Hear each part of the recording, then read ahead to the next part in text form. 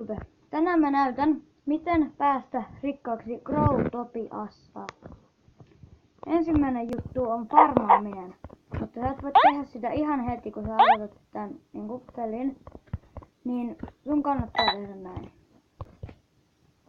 Mä oon nyt jollain mun random muhkelilla, niin mä vaan näytän, mitä sun pitäisi tehdä, jotta sä pääset rikkaaksi ja saat VL ja saat hyvää kamaa vaan.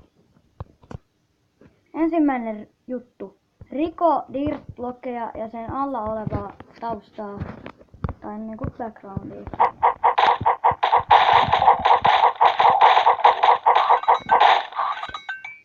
Sitten saat tällaisia juttuja paljon.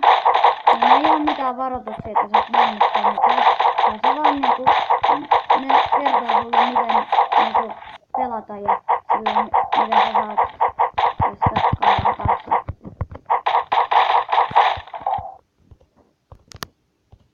Sitten kun sä oot rikkonut sitä dirttiä ja cave backgroundia, niin sä voit yhdistellä niitä siemeniä, niin näin.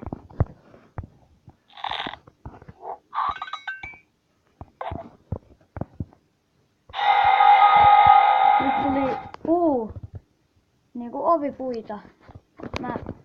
Otetaan sitten ne kasvaa. Nyt kun sä huomaat, että ne on kasvanut, niin sit sä vaan rikot ne. Noin tuli siidi. Nyt sä vaan rikot nää ovet. Sitten sä pystyt tehdä tälle. Siihen laitetaan vaikka kakka ja ideoppia. Näin laitetaan siihen vaikka lol. No. Sitten tähän laitetaan se kakka. Tähän laitetaan lom. Ja sitten näistä. Niin sä pääset siitä toiseen oveen. Ovesta toiseen. Ja nyt me vaan rikotaan. Sitten tulee joskus, ei tapahdu mitään, jää vaan tähän. Ja joskus tulee video.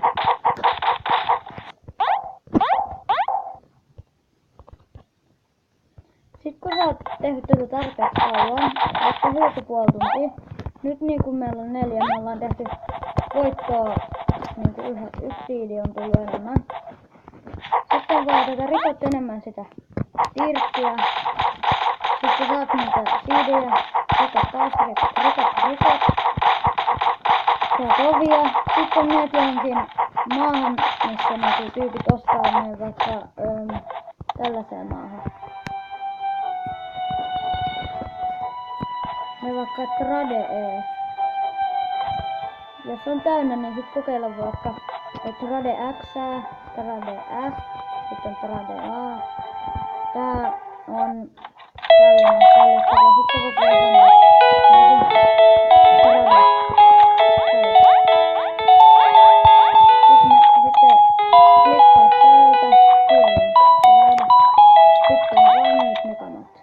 Mitä haluat antaa ja sitten ne antaa sulle jotain kamaa takaisin ja sitten vaan saat ne kamat ja myyt ne hallintaan. Sitten halvalla ja myyt hallintaan. Sun pitää silti, vaikka tää on aika helppoa saada Wordlocki tai VL, niin vaikka se on aika helppoa, niin sun pitää silti käyttää aika paljon aikaa, kun et sä saa 2 siidillä, niin sä et saa VL:ääkään. Mutta sulla pitää olla 100, 200 tai 50, niin joku voi ostaa VL:llä ne. Jos sulla on 200, niin sä pystyt saada 3 tai 2 VL:ää niistä. Nyt ne on kasvanut. Ihan samat jutut, mitä silloin teet. Nyt sulla on 11 ovea 6 siidiä. Rikot.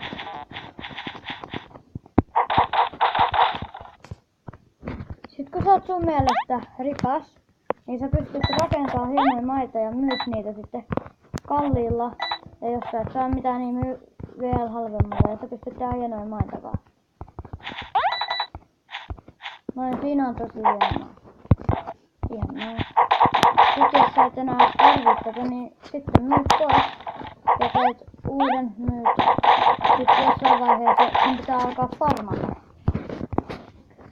Farmaamisella niin sä saat timantteja, joilla sä voit ostaa kaikkea. Täällä on nyt se ystävänpäivä, viikko tai päivä. voit ostaa sitten timanteella kaikkea, maksaa 50 tonnia, 30 tonnia, 15 tonnia, 50 tonnia, 25 tonnia. Sä voit ostaa timanteella kaikkea.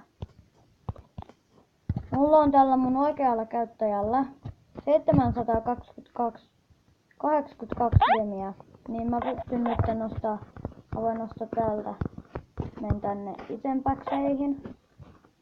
Sitten mä pystyn nostaa täältä vaikka vaatteita. Mä en saa niin mun ratkaisuun, mutta voi ostaa kaikella toi tohon. Niin sä pystyt ostaa gemellä, sä voit ostaa vaikka taustoja, vendingejä, kaikkea tavaraa, vaatteita. Ja sitten voit ostaa ajokkeja, tällaisia autoja vaikka, voit ostaa lemmikkejä.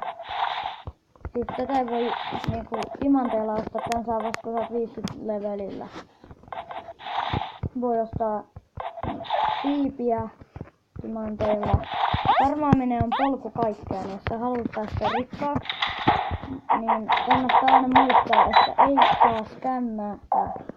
Saa vaan farmata tai myydä kalliilla ja halvalla. Toivottavasti tämä video auttoi teitä pääsemään rikkaaksi. Jotkut teistä jo tietää, koska jotkut teistä, jotka katsoo, on rikkaita, mutta on niille, jotka niinku aloittaa just tämän pelin ja etsii netistä apua.